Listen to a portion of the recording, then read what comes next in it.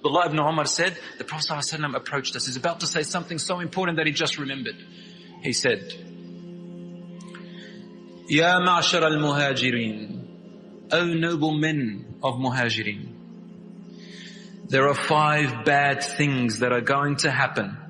They are going to befall my ummah towards the end of time. وَأَعُوذُ بِاللَّهِ, I seek refuge in Allah that it does not happen in your time. Such a difficult challenge. He said, and I want the young people to listen to this especially, parents also indirectly, close one ear and open the other ear. He said, number 1, when sexual obscenity becomes a widespread norm in my ummah. And it will never happen except if they start committing it publicly and publicizing it openly. Meaning they feel proud about talking about it. They feel good talking about it.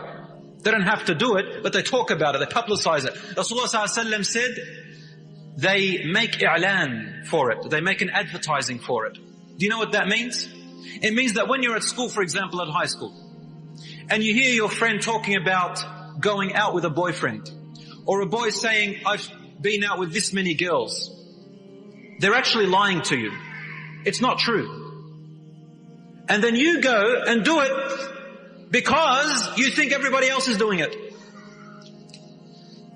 Immense studies have come up today telling us, research about high school students, young people, why do they commit zina? They say because they think everyone else does but they don't. And everybody loves to publicize themselves that way. And zina is not publicized just by merely saying, I go out with this person or that person. Today on social media it's publicized in an indirect way. How? The way girls and boys pose on the internet to other people. That type of posing is a sexual posing, my brothers and sisters in Islam. The way they do it with their mouth and with their eyes and with their faces. Rasulullah ﷺ told us, they publicize zina. You know that round mouth thing? What do they call it? Huh? Duck face? What? Duck? Oh, anyway, it's got some kind of name. This thing was taken from the baboon kingdom. Did you know that?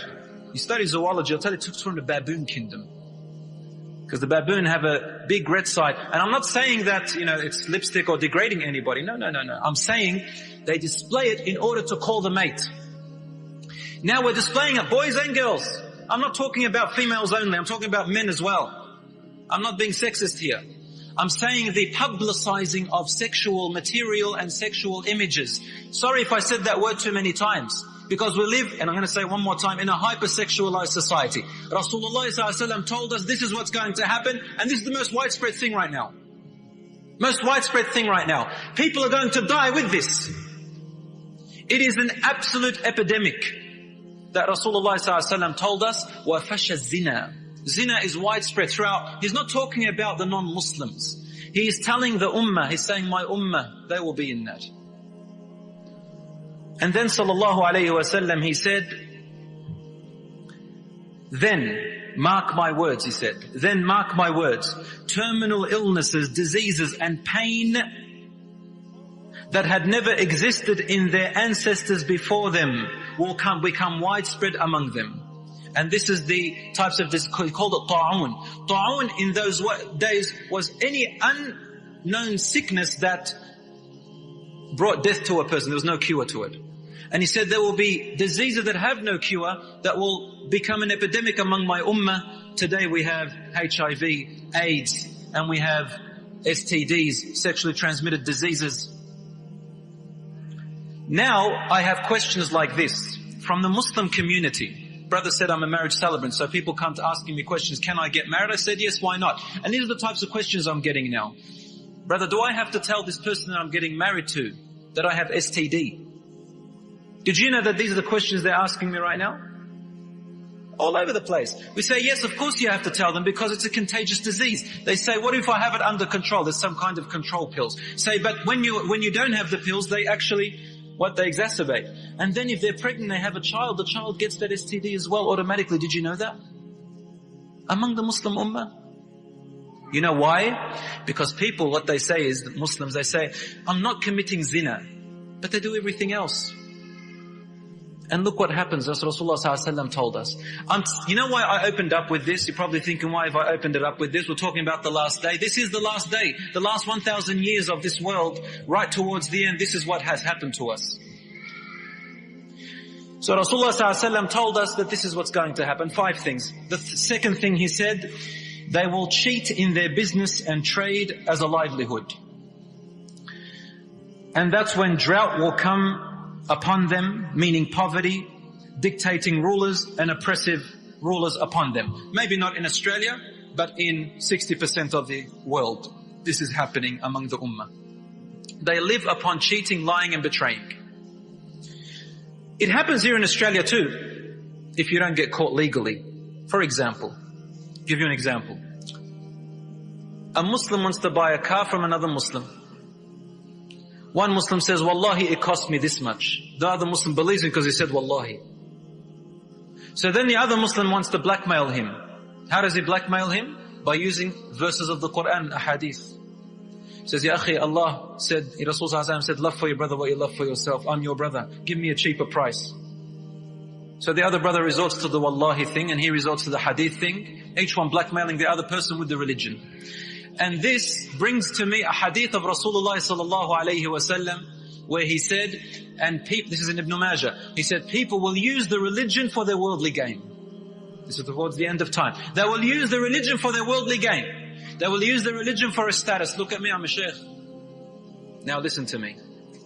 I'm a sheikha, female. Now listen to me. I am such and such of a person. This is my hadith and ayat. Now I will get to make people believe what I say and I'll be the person who everybody listens to. It's even worse today because we get to hide behind usernames on the computer. Everybody, even the most shyest of people has become the loudest person now. Sits in their bedroom, hides behind the username and feels it okay to type anything. It never goes off. And this is where your fatwa now is. People kind of believe some things when they get written. I don't know why. This is the world we live in, using the deen for worldly gain. Number 3, he said, they will stop their zakat. How many people even know the rules in Islam of zakat? What are the rulings of zakat? How do you give zakat? For what do you give zakat? I'm sure, mashallah, a lot of us know a lot about Islamic finance and the riba banks. Because many Muslims, they say, what's this Islamic finance business? I'll just go to ANZ. It's the same thing, man. This is trade. It's just a different name, they say. If everybody's such an expert on Islamic finance and all this other finance, how come they don't know much about zakat? This is what Rasulullah is saying. People become ignorant about their own deen. Number 4, he said, they will betray the promises and loyalty to Allah to the point that the enemy will control and possess their wealth. Now, millions and billions of dollars are given away to the non-Muslims to deal with it in our own countries and control us. Brothers and sisters, the Prophet ﷺ said the 5th thing is, their leaders and figures do not apply the laws of Allah's book, but choose what suits from them for themselves until Allah curses them with disunity and enmity amongst each other.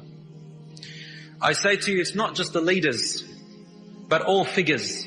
Everybody now has become a leader, a self-appointed leader of themselves. On social media, for example.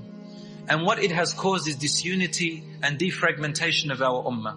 We cut each other off. We don't talk to each other. We meet each other now on Facebook and that's about it really. People don't meet anyone anymore. People don't say salams except to people who they know. Otherwise, it's a very individualistic society. We live in a society where it's about you and only you, myself and me. Rasulullah ﷺ told us the last day will be about that. About me and myself. Or I. 3 most common words used now.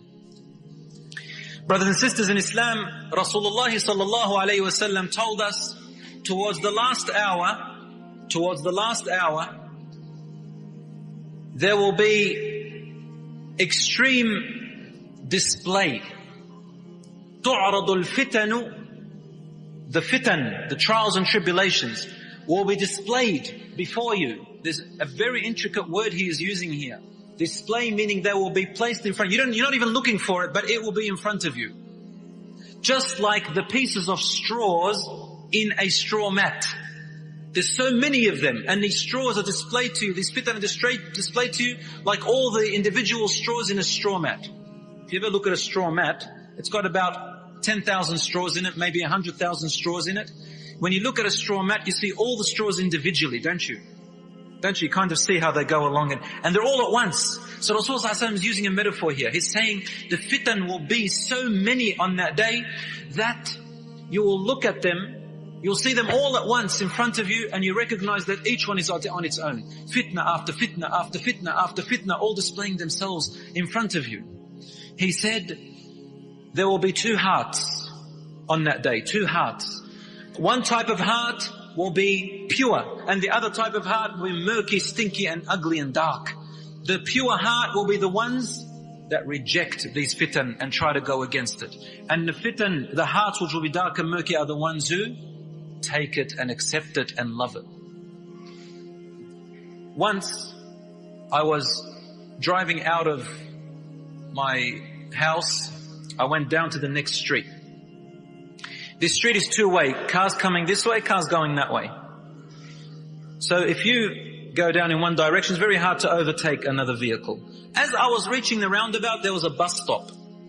I looked at the bus a few meters ahead, and right at the back of the bus is a huge picture of a woman partially naked. Now, you shouldn't be shocked because this is very normal, isn't it? Is it normal or not? Normal or abnormal? Very normal. Normal everywhere you go. You just drive, kids see it, it's very normal. So I said, I better beat that bus, because if I don't beat it, the bus is going to be right in front of me. And I can't overtake because there'll be cars coming this way, and I have to look at the bus because otherwise I'll have an accident. What am I looking at? The picture. So then the bus went in front of me. How strong is the shaitan? So the bus went in front of me. Driving behind this bus, where do I have to look? Trying to look away, I'm going to have an accident. Until the bus, alhamdulillah, went away. Astaghfirullah al-azim. I said, Sadaqa Rasulullah sallallahu alayhi wa sallam. Truthful is he, that the fitan will be displayed before your eyes. You can't even run away from it. This day and age, the other day this brother said, brother, I lowered my gaze to the ground and I see a magazine with another woman on it. I looked away from this at a shop right there, displayed on the window. La hawla wa la quwwata illa billah. You're going to read your email, bang, right in front of you, this junk mail comes up. Sometimes they display. Isn't that correct? Everywhere. Grade 5s and 6s are now looking at stuff they shouldn't be looking at. By the time they're in year 9, Allahu Akbar, gone with the wind. Pornography has become a widespread epidemic today. Rasulullah ﷺ told us, on before the last hour, there will be a time when people will look at this as very normal, to the point where you will see people committing the act of zina on a normal street where people pass by in a public area, and people will take it so normal and ordinary that you say, look, at least, that's cute, but at least you can go aside a little bit there, away from the people, let us walk. People see it very normal. Now we've gone even more than that. That was probably a few decades ago. Now it's even worse. People aren't out in the street anymore. They're inside their homes. In the other day, in my day, my parents, if they sent me to the room, it was a prison for me. Today you send the child to the bedroom, it's paradise. Give them an iPad, their phone, or a computer. They don't want computers anymore. And the whole world is at their feet. They don't need to go out anymore. Brothers and sisters in Islam, wallahi, it's an epidemic.